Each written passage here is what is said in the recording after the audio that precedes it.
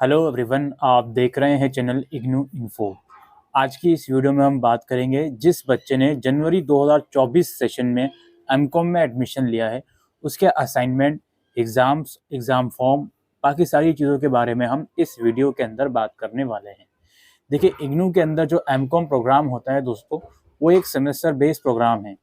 आपको जो एग्ज़ाम्स होते हैं वो सेमेस्टर वाइज देने होते हैं, 1, 2, 3, 4। तो जिस बच्चे ने एडमिशन जनवरी 2024 सेशन में लिया है उसके सेमेस्टर 1 के एग्ज़ाम जून 2024 में होंगे।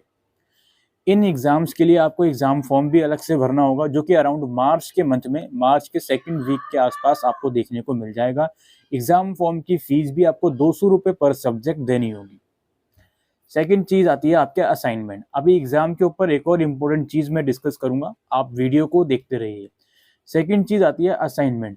क्योंकि एग्ज़ाम इसके सेमेस्टर बेस्ड में होते हैं, तो ऑफ कोर्स ही बात है असाइनमेंट भी इसके सेमेस्टर बेस्ड ही होंगे। आपको सेमेस्टर 1 के जो असाइनमेंट है वो बनाकर मार्च और अप्रैल में सबमिट करने होंगे, जो भी स्टडी सेंटर आपने चूज़ किया है। कुछ स्टडी सेंटर आपको असाइनमेंट ऑनलाइन सबमिट करवाएंगे और कुछ स्टडी सेंटर ये बोलेंगे ऑफलाइन ही असाइनमेंट सबमिट कीजिए। वो डिपेंड करता है कि आपका रीजनल सेंटर गाइडलाइंस क्या बोल रही हैं, और वो रीजनल सेंटर की गाइडलाइंस के ऊपर टाइम टू टाइम हम वीडियो बनाते रहते हैं। आरसी दिल्ली 1 की गाइडलाइंस ऑलरेडी आ गई हैं जिस टाइम पर मैं ये वीडियो रिकॉर्ड कर रहा हूँ। बाकी जैसे जैसे गाइडलाइंस आती रहेंगी तो वीडियोस आपको हमारे चैनल पर मिलती रहेंगी। फर्स्ट सेमेस्टर के एग्जाम चूंकि जून में है, तो इसके असाइनमेंट एज आई सेड कि मार्च और अप्रैल में होंगे। क्या असाइनमेंट के क्वेश्चन पेपर आ गए हैं? अभी तक तो नहीं आए जी। मैं वीडियो बना रहा हूँ 7 फरवरी को दोपहर के टाइम। अभी तक सेमेस्टर 1 के असाइनमेंट नहीं आए, तो अभी तक बच्चों को ये नहीं पता कि जनवरी सेशन में उन्होंने इनरोल करा है, फरवरी का सेकेंड वीक लग गया, उनके असाइनमेंट के क्वेश्चन पेपर कौन सा है, क्योंकि इग्नू ने रिलीज ही नहीं करे। जब रिलीज करेगा इग्नू तो आपको इसी चैनल के ऊपर वीडियो मिल जाएगी कि एमकॉम के क्वेश्चन पेपर आ गए हैं सेमेस्टर 1 के।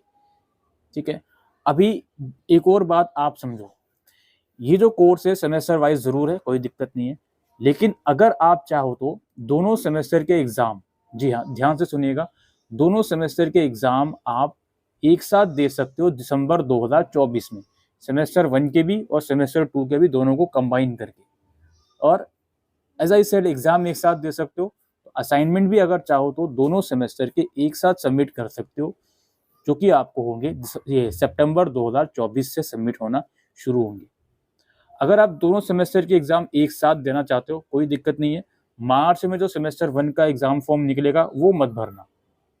प्लस अगर आप असाइनमेंट भी दोनों सेमेस्टर के एक साथ देना चाहते हो तो मार्च में असाइनमेंट सबमिट मत करना, सितंबर में कर देना, दैट्स इट। ये सिंपल सा तरीका होता है। लेकिन मैं आपको हाईली ये रिकमेंड करूंगा कि एटलीस्ट अगर आपकी प्रिपरेशन एग्जाम टाइम तक नहीं होती, आप एग्जाम देने के लिए एलिजिबल तो हो बट देना नहीं चाहते, लेकिन कम से कम असाइनमेंट जो है वो बनाकर ज़रूर से सबमिट कर दीजिएगा। क्योंकि असाइनमेंट अगर आप इस सेशन में सबमिट कर दोगे सेमेस्टर 1 के, लेकिन एग्ज़ाम नहीं देते, कोई बात नहीं, नेक्स्ट दिसंबर सेशन में सेमेस्टर 2 के साथ सेमेस्टर 1 के एग्ज़ाम दे देना, लेकिन उस सेशन में असाइनमेंट को दोबारा सबमिट करने की ज़रूरत नहीं होगी आपको। इस चीज़ का भी थोड़ा सा ध्यान रखिएगा। और जो बच्चे बहुत ही मतलब इस सोच में बैठे हैं कि नहीं जी हम तो असाइनमेंट भी एनुअल वाइज ही देंगे, दोनों सेमेस्टर के एक साथ देंगे सितंबर में, कोई दिक्कत नहीं है, आप दे सकते हो, कोई आपका लॉस वगैरह ऐसा कुछ नहीं हो रहा, कोई डिग्री पे कोई फर्क पड़ेगा ऐसा कुछ नहीं है। ठीक है, तो वो टोटली आपके ऊपर डिपेंड करता है। लेकिन एक बात याद रखिएगा, असाइनमेंट जब भी आप बनाते हो, जिस भी एग्जाम के लिए आप असाइनमेंट बना रहे हो, अगर आप इस बात से श्योर हो जिस भी सेशन के लिए आप असाइनमेंट बना रहे हो वो क्वेश्चन पेपर उस सेशन तक वैलिड होना चाहिए। वो जब क्वेश्चन पेपर आएगा तो आपको सारी चीज़ें क्लियर हो जाएंगी, कोई दिक्कत वाली बात नहीं है। इन जनरल जब भी क्वेश्चन पेपर रिलीज करता है इग्नू, तो वो 2 कंसेक्यूटिव सेशन के लिए क्वेश्चन पेपर वैलिड रहता है, तो इसमें कोई दिक्कत आपको नहीं आएगी। अब एक और चीज़ आपको समझनी है, ये जो एमकॉम प्रोग्राम है आपका, ये सेमेस्टर वाइज ज़रूर है, लेकिन इसमें जो एडमिशन या री रजिस्ट्रेशन होता है वो ईयरली बेस्ड में होता है। यानी कि आपने जो फीस पे करी है 9,000 या 9,500 के आसपास, वो पूरे 1 साल की फीस है। आपको सेकेंड सेमेस्टर के लिए अलग से फीस पे करने की ज़रूरत नहीं पड़ेगी। ठीक है, क्योंकि ये बच्चों के मन में कन्फ्यूज़न आ सकता है कि सर सेकेंड सेमेस्टर के एग्ज़ाम दिसंबर में होंगे, फर्स्ट सेमेस्टर के जून में होंगे, तो क्या सेकेंड सेमेस्टर के एग्ज़ाम के लिए भी रजिस्ट्रेशन करना पड़ेगा? नहीं, लेकिन एग्ज़ाम फॉर्म जो होता है वो ज़रूर से आपको भरना पड़ेगा, वो 200 रुपये पर सब्जेक्ट के हिसाब से जो फीस होती है। अब जो एमकॉम का सेकंड ईयर आएगा यानी कि सेमेस्टर 3 आएगा, इसमें आपको री रजिस्ट्रेशन या सेमेस्टर 3 में एडमिशन लेना पड़ेगा। ये एडमिशन आपका नवंबर के आसपास होगा, नवंबर 2024 या दिसंबर 2024 में। इग्नू के अंदर ईयर ब्रेक की कोई भी पॉलिसी नहीं है।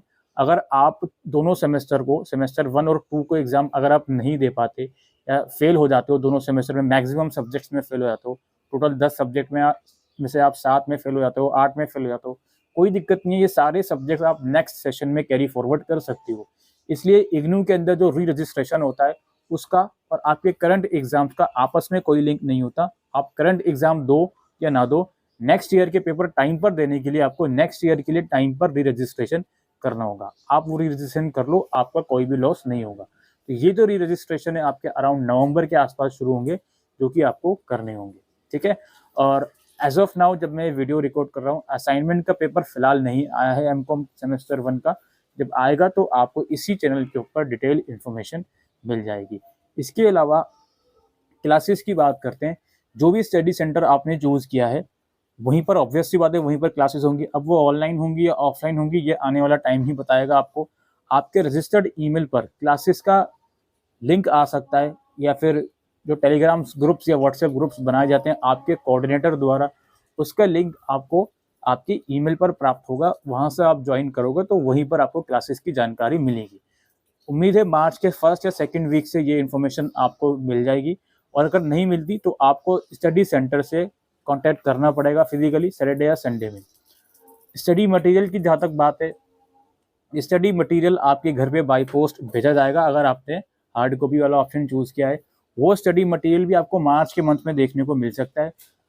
अगर एग्जाम शुरू होने से कुछ टाइम पहले तक भी आपको स्टडी मटेरियल रिसीव नहीं होता तो आप एक बार इग्नू का जो मेन हेड क्वार्टर है इग्नू कैंपस, वहाँ ज़रूर से कांटेक्ट कीजिए, ठीक है। ये स्टडी मटेरियल और क्लासेस की क्वेरी है। असाइनमेंट याद रखिए, वेटेज काफ़ी इंपॉर्टेंट होता है इग्नू में, तो असाइनमेंट का 30% वेटेज लगेगा। तो be very careful while preparing your assignment, okay. और पासिंग क्राइटेरिया भी थोड़ा सा समझ लीजिए। 40% का पासिंग क्राइटेरिया होता है। पेपर में आपको 40 मार्क्स अलग से लाने होंगे, असाइनमेंट में अलग से लाने होंगे, ठीक है। और इनको कंबाइन करके ही 70% वेटेज आपके थ्योरी एग्जाम का, 30% वेटेज आपके असाइनमेंट का कैलकुलेट करा जाता है। उसके बाद ही आपको जो आपका एमकॉम कोर्स है वो कंप्लीट करा जाता है। तो आई होप दोस्तों आपको ये जानकारी यूजफुल लगी हो, तो वीडियो को शेयर कीजिएगा। Thank you.